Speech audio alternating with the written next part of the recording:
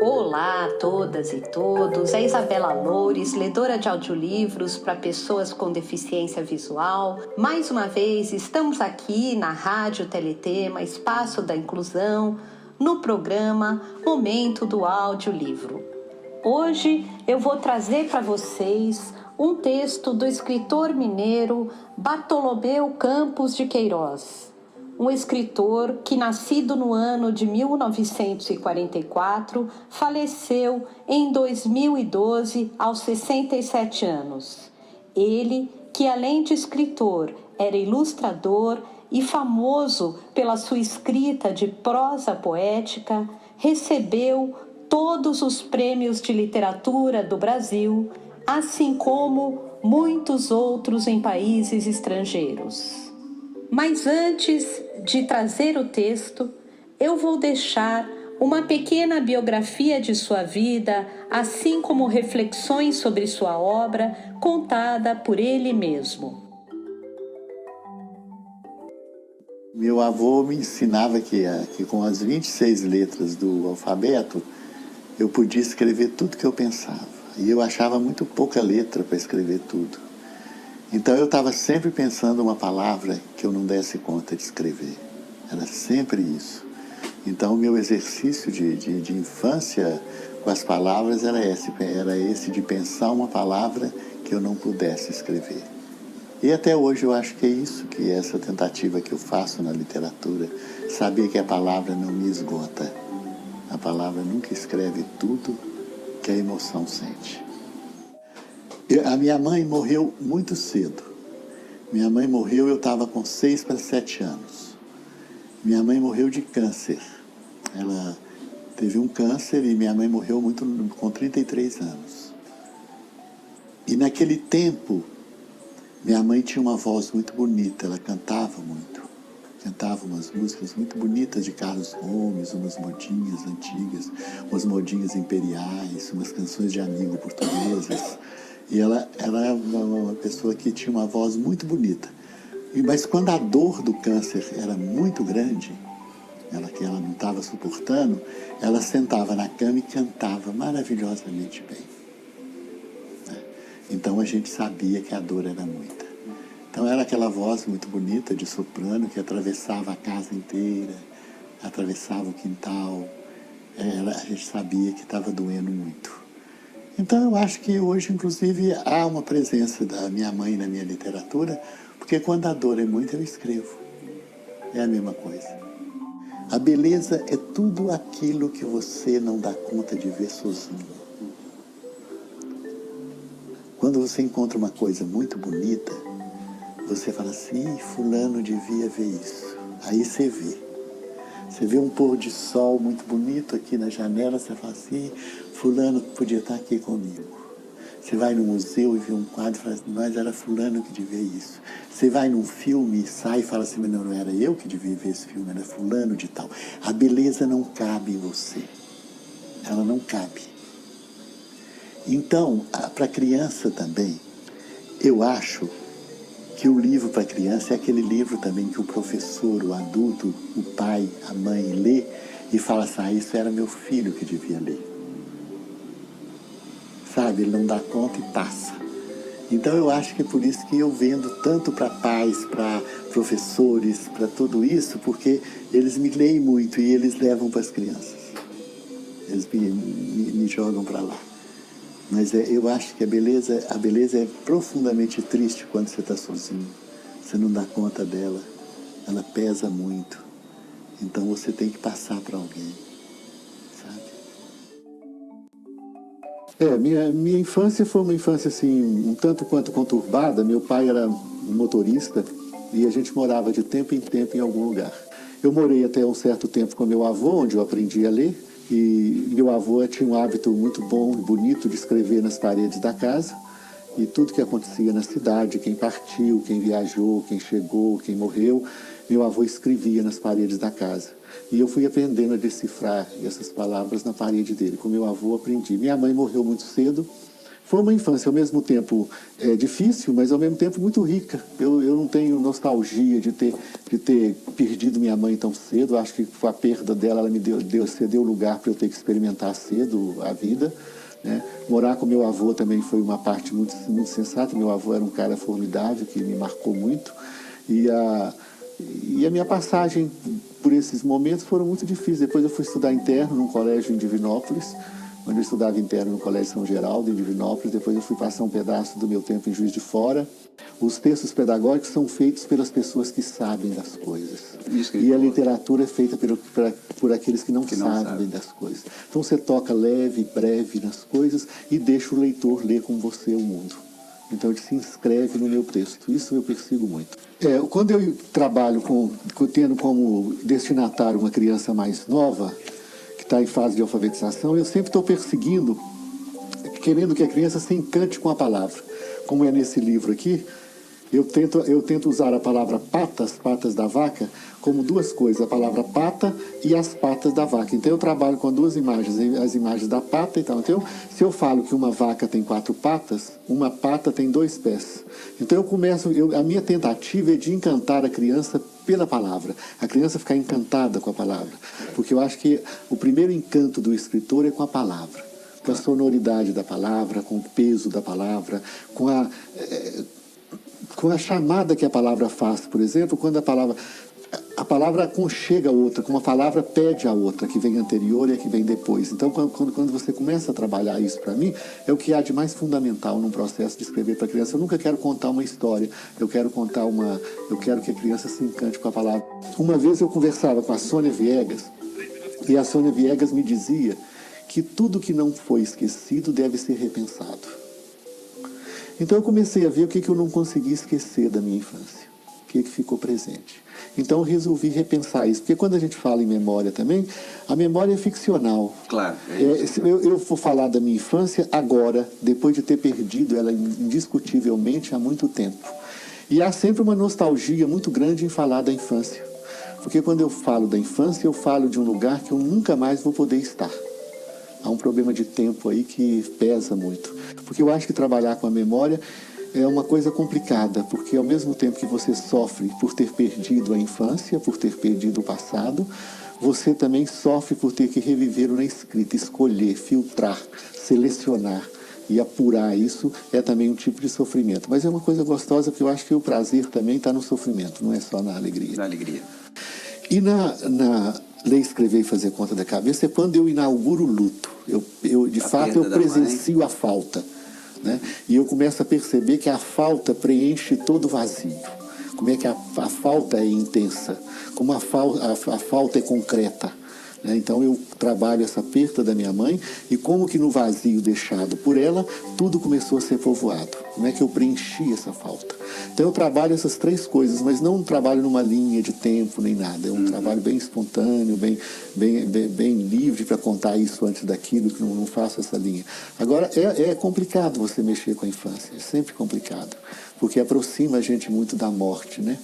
A gente descobre perfeitamente que viver não é um processo de soma, viver é um processo de subtração. Viver um dia é ter menos um dia. Então isso é muito, muito concreto para mim, e eu lido muito com isso. Eu vejo que a poesia não está na forma, a poesia está no que está suspenso atrás do texto. Então acho que o texto poético é aquele texto que não cai, ele está suspenso e convida o leitor a ficar suspenso junto, alguma coisa nesse sentido. A escrita para mim é uma maneira que eu tenho de lidar com a falta.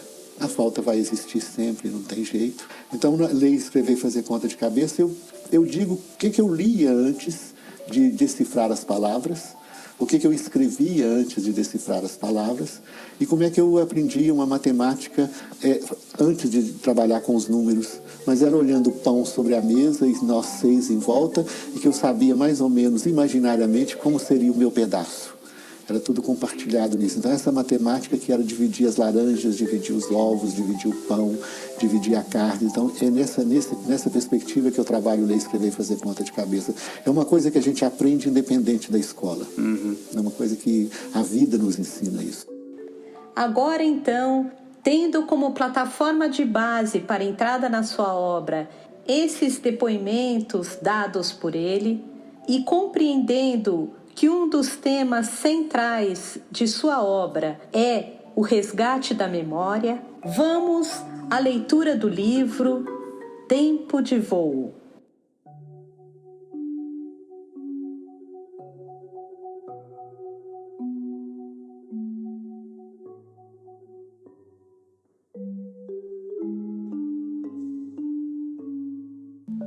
De Bartolomeu Campos de Queiroz, o livro Tempo de Voo. Ilustrações Alfonso Ruano. Editora Comboio de Corda. Ano de publicação 2007. Para Andréia Neves.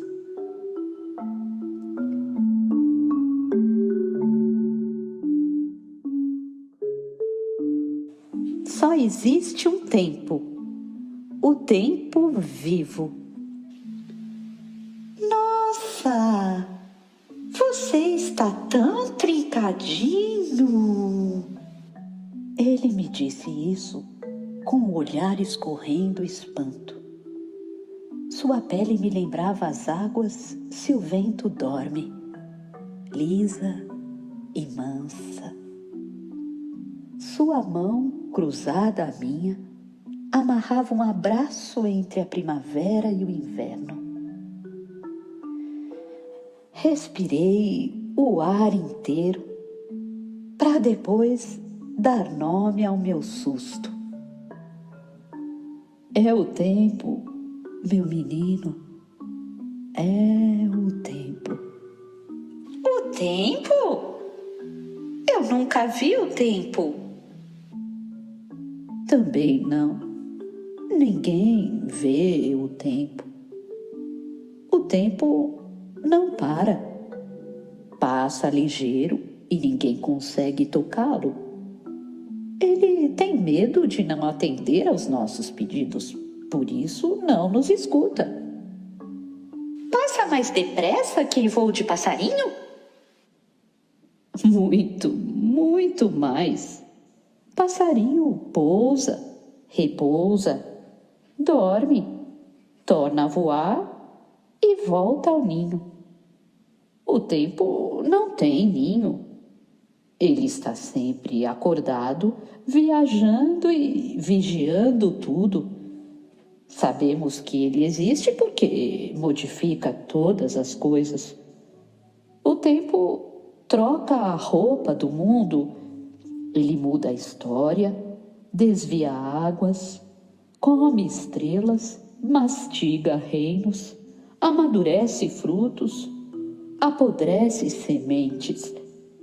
Nada fica fora do tempo. Moramos dentro dele e impedidos de abraçá-lo. O tempo foge para não ser amado.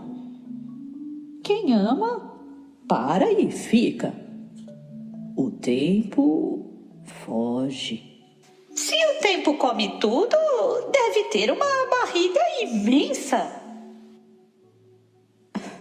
Nós moramos na barriga do tempo. Ela é mesmo vasta.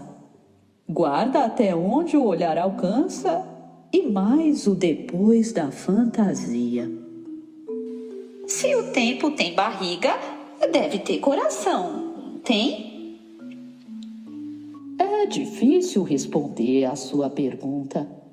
Cada um descobre se o seu tempo tem coração. Mas se tem, traz amor e não o medo. E você tem medo do tempo? Depende. Em dias de alegria, eu tenho. Em dias de dor, não. E o tempo me conhece? Sim. O tempo vê até o depois do nada. Ele é um fio inteiro, fio frágil, sem começo ou fim. Não tem pontas. Impossível encontrar o início do tempo. maior que minha linha de soltar pipa? 1000 vezes 1000. Inútil pensar o tamanho do tempo.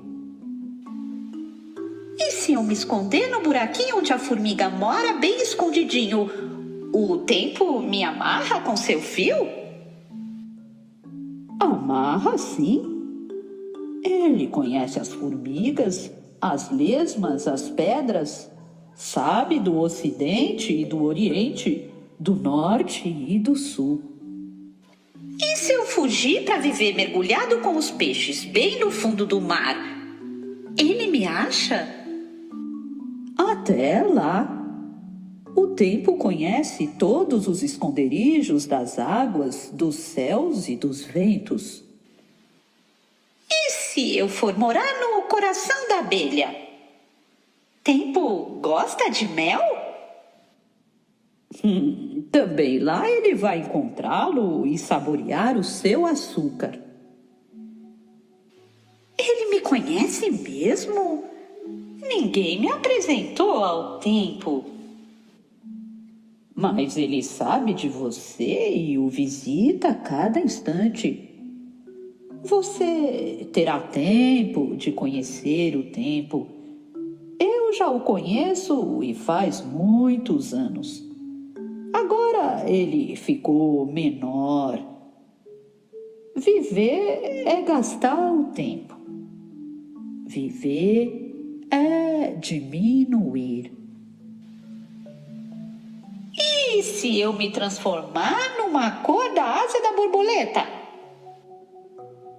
O tempo vai desbotá-la. Se o tempo come e tem barriga, ele deve gostar de leite. Por quê? Meu pai me resmungou que, com o tempo, os dentes de leite caem. Aí passei muito tempo sem sorrir. Medo de abrir a boca e mastigarem os meus dentes. Mas eles caíram assim mesmo, sem eu ver o tempo.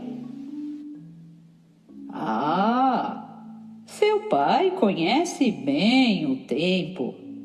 Sabe que ele come os dentes de leite e faz nascer outros no mesmo lugar e que podem durar uma vida inteira. Acho que um dia ele passou no pátio da nossa escola. A professora disse que no tempo da primavera as árvores ficam carregadinhas de flores como estavam naquele dia. Mas no outono mata até as folhas. O mesmo tempo que faz nascer as flores é capaz de murchá-las. O bom é que as flores são teimosas e brotam de novo.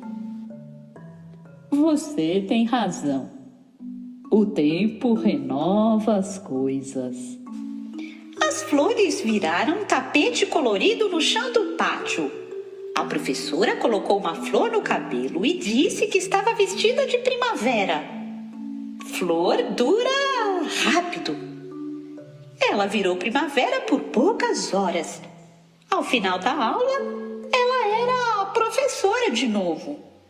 No recreio, brincamos sobre as flores ou pisamos no tempo? Ninguém pisa no tempo. Ele anda sobre nós. O tempo é leve ou pesado? Tem dia que ele pisa manso e nos acaricia.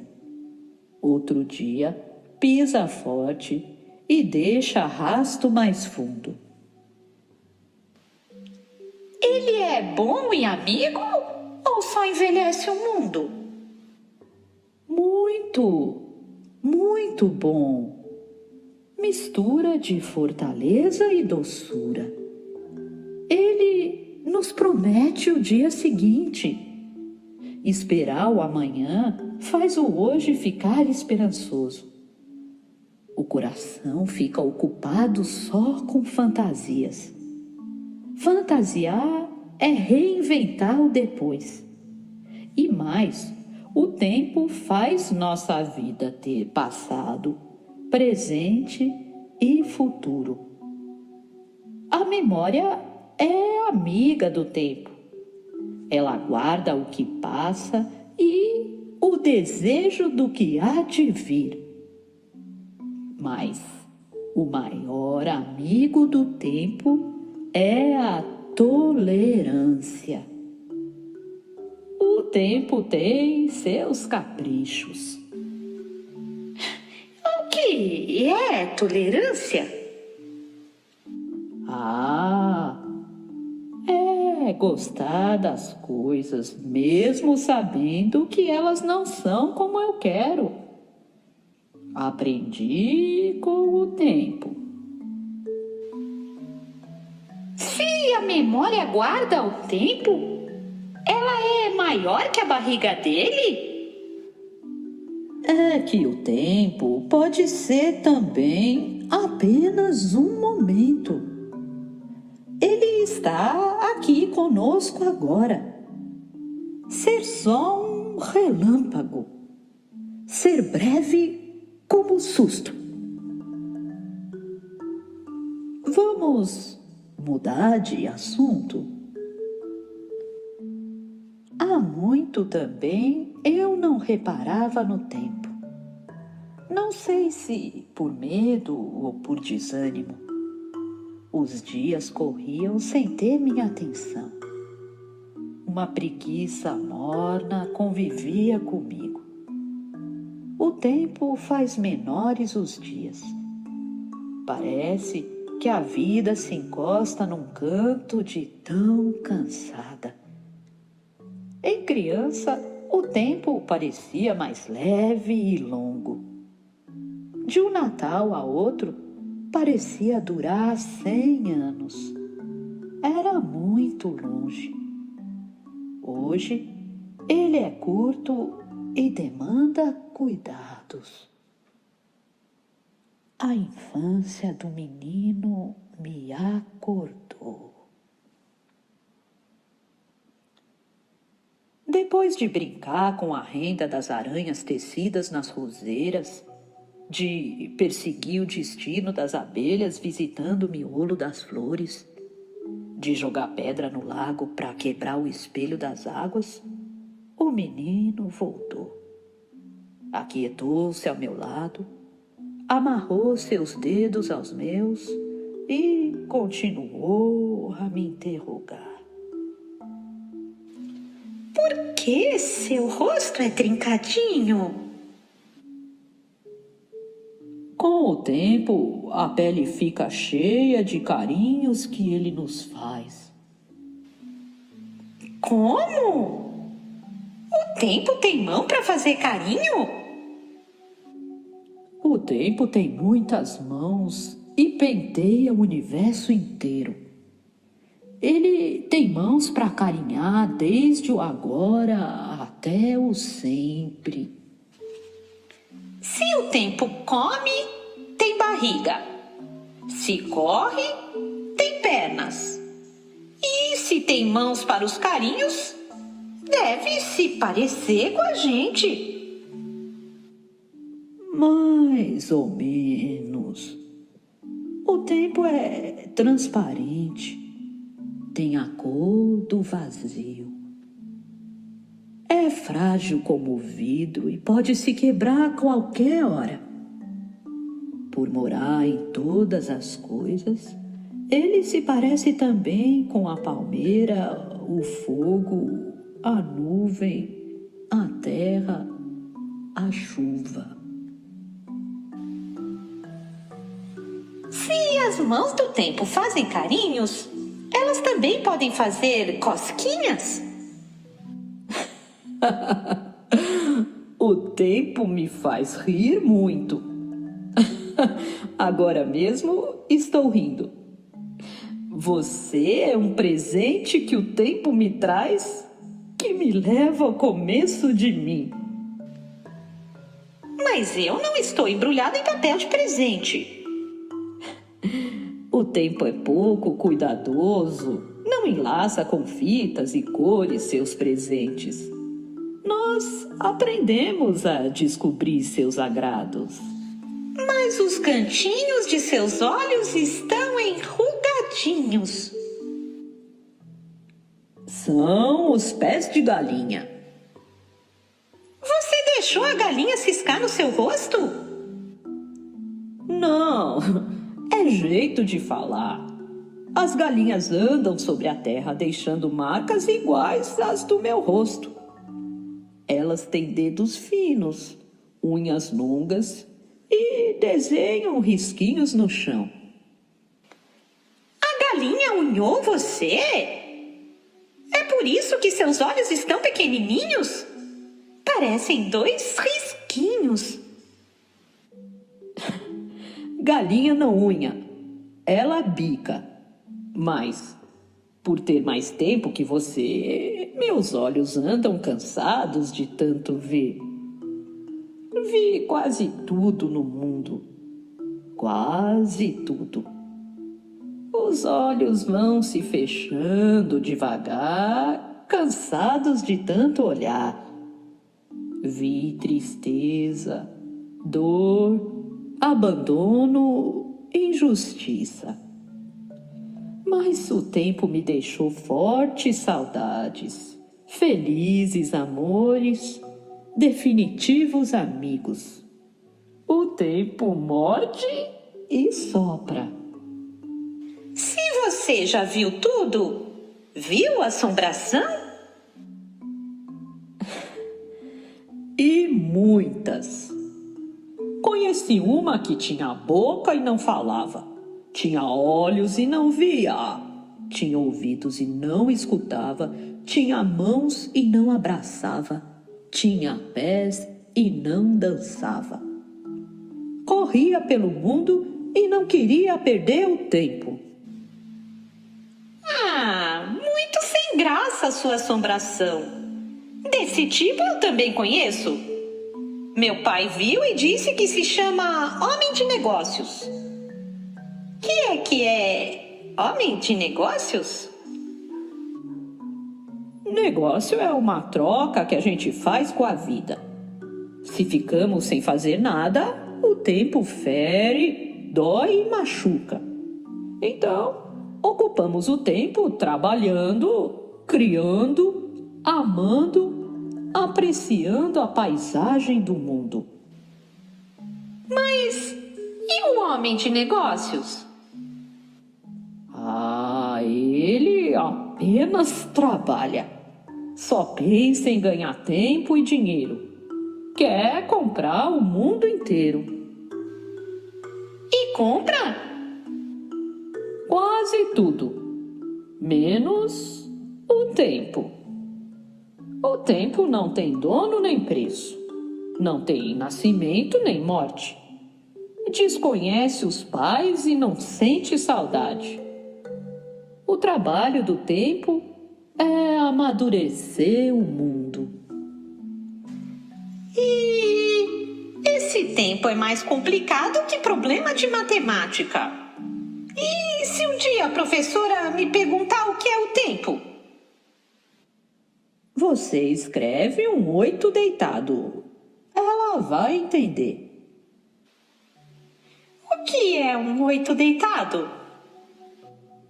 É o infinito. O infinito é apenas 2 bolinhas grudadas? Sim, 2 zerinhos. Um 0 no início e um 0 no fim. Um vazio no início e um vazio no fim. E o Homem de Negócios mora na barriga do tempo? Mora, mas não pensa. Prefere achar o contrário, que o tempo mora em sua barriga. Então ele acha que tem a barriga maior que a do tempo? Acha, para evitar a amargura.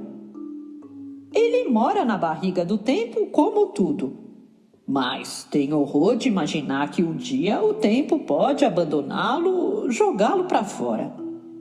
E sem o tempo não vivemos. Ah, Conta uma história de assombração cheia de terror. Essa do homem de negócios só me confunde. Eu quero uma assombração que venha do outro mundo, de um lugar sem tempo. Tempo complica. Pois não. Havia na minha rua uma casa pequena e branca. Durante dias lá não vivia ninguém. Mas, se a lua era cheia, a janela se abria como um livro. Um homem com rosto de anjo, vestido de luar, debruçava na janela e pensava em sossego sobre a cidade. Mais calado que o silêncio, o homem olhava e mais nos olhava. Todos da cidade tinham cuidado para não quebrar o seu silêncio. Ninguém soprava uma palavra. Cochichavam que ele esperava os habitantes dormirem. Na noite alta, ele saía para visitar o sono de cada um. Entrava mansinho, mais leve que o gato, doce como o sereno, suave como o perfume, e virava um sonho diferente para cada uma das pessoas. Naquela noite, todos dormiriam com um breve sorriso na boca. O prefeito sonhava em ser governador, o padre em ser bispo, a professora em ser diretora, o deputado em ser senador, o soldado em ser tenente, a solteira em ser casada, o pedreiro em ser engenheiro, a criança em ser grande, o sem-teto em ter casa. Todos queriam outra coisa e para tudo precisava tempo. No dia seguinte, todos acordavam como eram antes e com vontade de continuar sonhando. Mas na cidade vivia um menino. O pai era forte, a mãe doce. Sua casa ficava perto de um riacho cercado de pedras. Eram 3 irmãos. O menino tinha ainda um cachorro e uma bola azul. Quando o Senhor dos Sonhos entrava em seu sono, o menino sonhava sempre com o que já possuía: um pai, uma mãe, 2 irmãos, um cachorro e uma bola, um riacho com pedras cercando a casa. O menino não precisava de tempo. Sua vida era um sonho. O Senhor do Luar voltava para a casa antiga e fechava o livro da janela. Todos desconheciam quando seria sua próxima visita para sonhar de novo. Mas o homem sabia que naquela cidade morava um menino inteiramente feliz por saber que viver é um sonho. O menino guardou uma surpresa no olhar. Olhava para muito longe, procurando encontrar o nada. Eu sabia que ele pensava. Sem adivinhar por onde seu pensamento viajava, também me fiz silêncio. Podia perceber, em sua mão apertando a minha, certo medo rondando seu coração.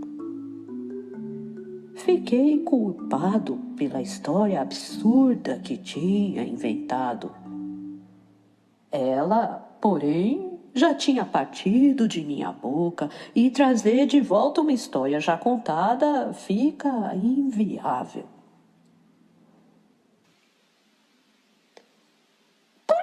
sua testa ficou amarrotadinha?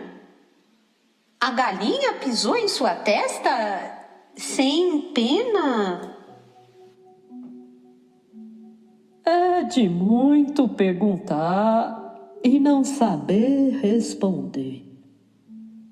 Como você, comecei a questionar desde o dia em que nasci. E faz tempo. Mas a testa não pergunta. A palavra está na boca. Você tem razão. A testa não pergunta. Ela responde. E o que ela tanto responde pra estar assim, amarrotadinha? Dizem que penso muito e falo pouco. E se prendemos as palavras, elas saem pelas mãos, olhos, testa. Nem todo sonho tem resposta. Não sou o menino que vivia o que sonhava. Muitas vezes o tempo nos impede de sonhar. E sua boca? Ela deixava de falar o quê? Das tantas dúvidas, dos fartos enigmas. Mas você disse que o tempo não tem tempo para parar e responder. Mesmo sabendo que o tempo é mudo e está sempre em movimento, eu não me canso de perguntar. Franzi a testa por não saber responder. É tudo o que posso fazer. Por que não inventa as respostas? Quando não sei, eu invento e fico acreditando. O menino permanecia ao meu lado. Olhava ao sol que diminuía o tamanho das sombras. Antes, grandes fantasmas se espreguiçavam pelo chão e agora se mostrar em seu tamanho real. Ele media o chão com os palmos da mão aberta. Olhava para mim buscando aprovação. E tudo eu compreendia. Descobri que a amizade não se mede com o tempo. Quero ter um relógio, mas não sei contar as horas.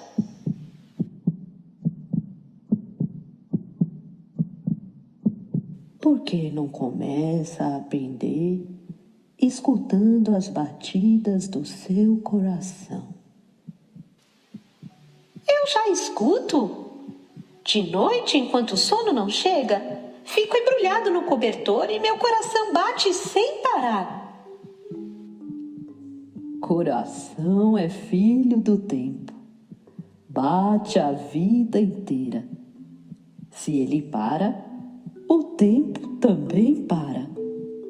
Mas, quando se escuta o coração, descobre-se que ele tem voz.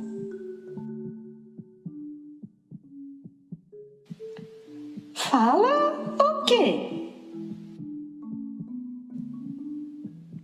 Fala sem precisar pronunciar palavras. Como está dentro de nós, só nós o escutamos. E ele nos conta seus segredos. E meu coração tem segredos? Pergunte a ele, vai também lhe responder em segredo. Quando for noite, vou perguntar. Segredo deve combinar melhor com o escuro. Se o tempo não tem tamanho, pra que relógio? O relógio arruma as coisas. Ele nos aproxima, nos reúne Cria nosso ritmo. Põe ordem na liberdade exagerada do tempo.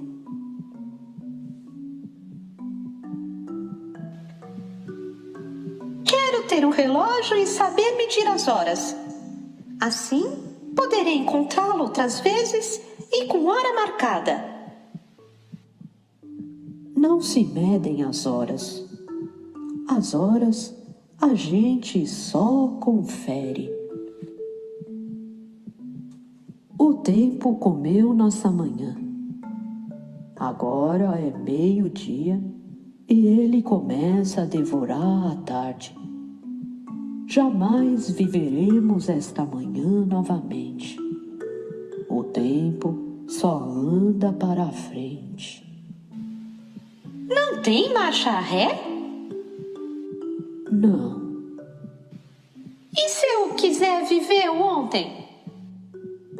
Tente buscá-lo na memória. E se ela se esqueceu de guardá-lo? Você insiste que vai estar lá.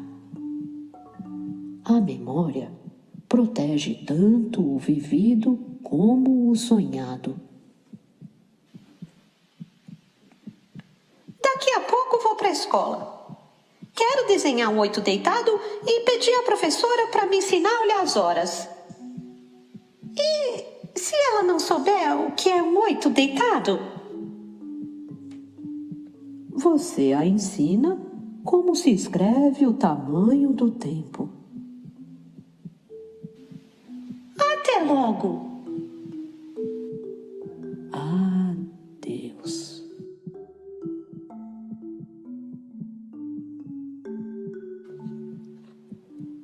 Voltei para o antes. Carregava comigo minha antiga infância. E o menino que morava em mim não mais travou sua língua. Continuou a me interrogar sobre coisas impossíveis de responder. Meu coração, pesado de perguntas, se agitava festivo ao supor que o tempo é um saboroso presente. Franzi novamente a testa.